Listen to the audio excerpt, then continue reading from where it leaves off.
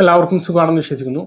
സംസ്ഥാനത്ത് 3200 രൂപ ക്ഷേമ പെൻഷൻ കാത്തിരിക്കുന്ന എല്ലാ ആളുകളും അറിഞ്ഞിരിക്കേണ്ട, അല്ലെങ്കിൽ 60 വയസ്സ് കഴിഞ്ഞിട്ടും പെൻഷൻ കിട്ടാത്ത നിരവധി പേരുണ്ട്, പെൻഷൻ അപേക്ഷിക്കാത്ത നിരവധി പേരുണ്ട്. അവരെല്ലാം അറിഞ്ഞിരിക്കേണ്ട ഏറ്റവും പുതിയ പെൻഷൻ അപ്ഡേറ്റ് ആണ് ഈ ഒരു വീഡിയോ നിങ്ങളുമായി പങ്കുവെക്കുന്നത്.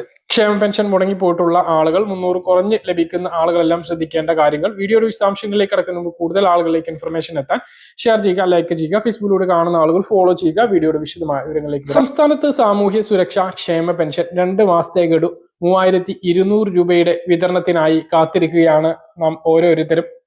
പെൻഷൻ വിതരണം ഏപ്രിൽ 26 തന്നെ പ്രഖ്യാപിച്ചിരുന്നു. മെയ് 22 കൂടി പെൻഷൻ ബാങ്ക് അക്കൗണ്ടുകളിലേക്ക് എത്തും എന്നുള്ളതാണ് ഇപ്പോൾ നമുക്ക് ലഭിക്കുന്ന അനൗദ്യോഗിക വിവരങ്ങൾ. 20 കടമെടുപ്പിലായിരിക്കും 1500 കോടി രൂപ ഇതിനു വേണ്ടി കടമെടുക്കുക.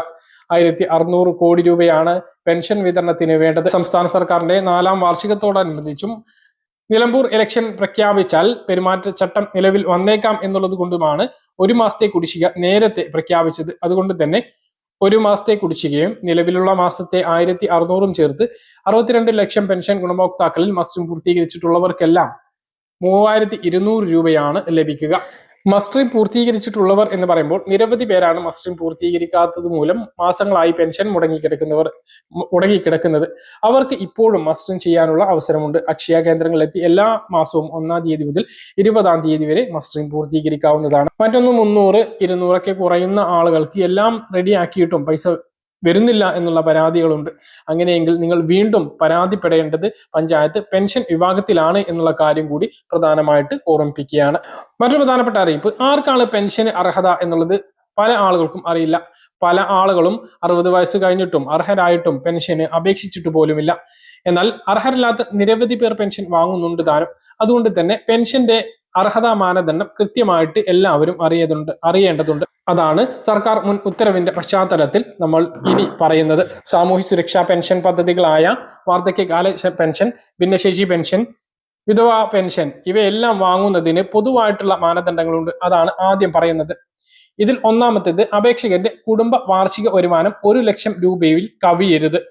1 ലക്ഷം രൂപയിൽ വാർഷിക വരുമാനം നിലനിൽക്കുന്നു എന്ന് ഉറപ്പുവരുത്തുന്നതിന് വേണ്ടി വാർഷിക വരുമാന സർട്ടിഫിക്കറ്റ് സർക്കാർ ആവശ്യപ്പെടാറുണ്ട്.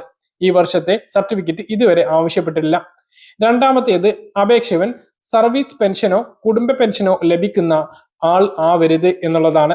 മൂന്നാമതായി, അപേക്ഷകൻ ആദായ നികുതി അടക്കുന്ന വ്യക്തിയാകരുത്. നാലാമതായി, അപേക്ഷകന്റെ പേരിലോ കുടുംബത്തിന്റെ പേരിലോ 2ഓ അതിൽ കൂടുതലോ ഏക്കർ സ്ഥലം ഉണ്ടാവാൻ പാടില്ല. അതേസമയം പട്ടിക വർഗ വിഭാഗത്തിൽപ്പെട്ടവർക്ക് 2 ഏക്കറിൽ കൂടുതൽ സ്ഥലം ഉണ്ട് എങ്കിലും ക്ഷേമ പെൻഷന് അർഹതയുണ്ട്. അഞ്ചാമത്തെ മാനദണ്ഡം, 1000 cc കൂടുതൽ എഞ്ചിൻ കപ്പാസിറ്റിയുള്ള ടാക്സി അല്ലാത്ത 4ഓ അതിൽ അധികമോ ചക്രമുള്ള വാഹനങ്ങൾ അംബാസഡർ ഒഴികെ സ്വന്തമായി ഉള്ള വ്യക്തികളാണ് എങ്കിലും പെൻഷന് അർഹതയില്ല.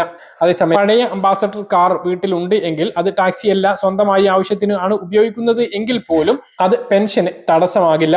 ആറാമതായി, പൊതുമേഖലാ സ്ഥാപനങ്ങളിൽ നിന്നും വിരമിക്കുകയും സ്ഥാപനങ്ങളിൽ നിന്നും സ്കീം പ്രകാരം പെൻഷൻ ലഭിക്കുകയും ചെയ്യുന്ന ആളുകൾക്ക് സാമൂഹ്യ സുരക്ഷാ പെൻഷന് അർഹത ഉണ്ടായിരിക്കുന്നതല്ല. അപ്പൊ ഇതാണ് പൊതുവായിട്ടുള്ള കാര്യങ്ങൾ. ഇതിൽ നിന്നും ഭിന്നമായിട്ടുള്ള ആളുകൾ ക്ഷേമ പെൻഷൻ ലഭിക്കുന്നുണ്ട് എങ്കിൽ അത് അനർഹമായിട്ടാണ് എന്ന് മനസ്സിലാക്കുക. പരിശോധന വന്നാൽ നിങ്ങളുടെ പിടിക്കപ്പെടുകയും നിങ്ങളുടെ പെൻഷൻ റദ്ദാക്കുകയും ചെയ്യും.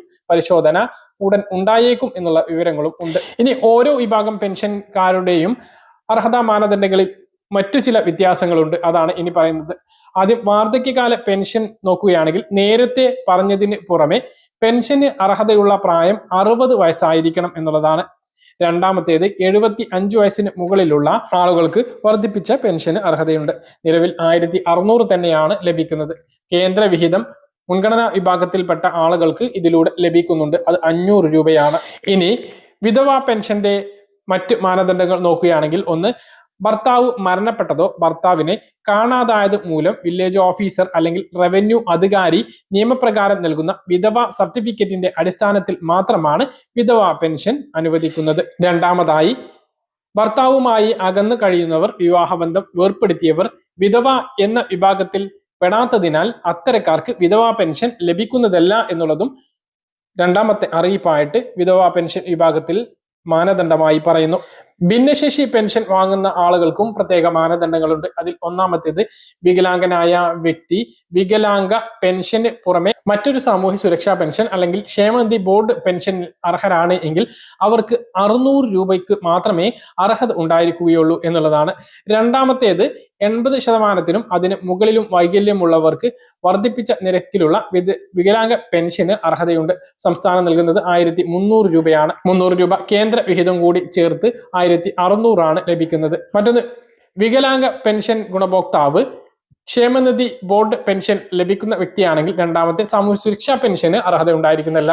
50 വയസ്സ് കഴിഞ്ഞ അവിവാഹിതർക്കുള്ള പെൻഷന് മാനദണ്ഡങ്ങൾ നോക്കുകയാണെങ്കിൽ അപേക്ഷക 50 വയസ്സ് പൂർത്തിയായിട്ടുള്ള ആളാകണം. രണ്ടാമത്തേത്, വിവാഹം കഴിഞ്ഞാൽ പെൻഷന് അർഹത ഉണ്ടായിരിക്കുന്നില്ല. 50 വയസ്സിന് ശേഷവും വിവാഹം കഴിയുകയാണ് എങ്കിൽ പെൻഷൻ റദ്ദാവുന്നതാണ്. മറ്റൊരു സാമൂഹ്യ സുരക്ഷാ പെൻഷൻ പദ്ധതിയായിട്ടുള്ള കേരളത്തിലെ ആദ്യത്തെ ക്ഷേമ പെൻഷൻ കർഷക തൊഴിലാളി ക്ഷേമ പെൻഷനാണ്. അതിന്റെ മാനദണ്ഡം നോക്കുകയാണെങ്കിൽ 60 വയസ്സോ അതിനു മുകളിലോ ആയിരിക്കണം. മറ്റൊന്ന്, കർഷക ക്ഷേമനിധിയിൽ അംഗമായിരിക്കണം എന്നുള്ളത്. അതുപോലെ എല്ലാ സാമൂഹ്യ സുരക്ഷാ പെൻഷൻ ഗുണഭോക്താക്കളും ഞാൻ സർവീസ് പെൻഷനർ അല്ല, ഞാൻ ആദായ നികുതി നൽകുന്ന ആളല്ല, തന്റെ കുടുംബത്തിന്റെ പേരിൽ 2 ഏക്കറിലധികം ഭൂമിയില്ല എന്നീ കാര്യങ്ങൾ എല്ലാ സാമൂഹ്യ സുരക്ഷാ പെൻഷൻ അപേക്ഷകരും ഗുണഭോക്താക്കളും സ്വയം സാക്ഷ്യപ്പെടുത്തിയ സത്യപ്രസ്താവന അപേക്ഷയോടൊപ്പം നൽകേണ്ടതാണ്. അപ്പൊ പെൻഷൻ ഗുണഭോക്താക്കളും അർഹരായിട്ടും പെൻഷൻ വാങ്ങാത്ത ആളുകളും വീട്ടിൽ ഇത്തരം ആളുകൾ ഉണ്ട് എങ്കിൽ മറ്റുള്ള ആളുകളും പെൻഷനുമായി ബന്ധപ്പെട്ട ഈ കാര്യങ്ങൾ മനസ്സിലാക്കുക. പറഞ്ഞ കാര്യങ്ങൾ കൃത്യമായിട്ട് മനസ്സിലാണെന്ന് കരുതുന്നു. ഇതുപോലെ ഇൻഫർമേഷൻ ലഭിക്കാൻ ചാനൽ സബ്സ്ക്രൈബ് ചെയ്യുക, ബെൽ ഐക്കൺ എനേബിൾ ചെയ്ത് വെക്കുക. മറ്റൊരു വീഡിയോയുമായി നമുക്ക് വീണ്ടും കാണാം. ബൈ.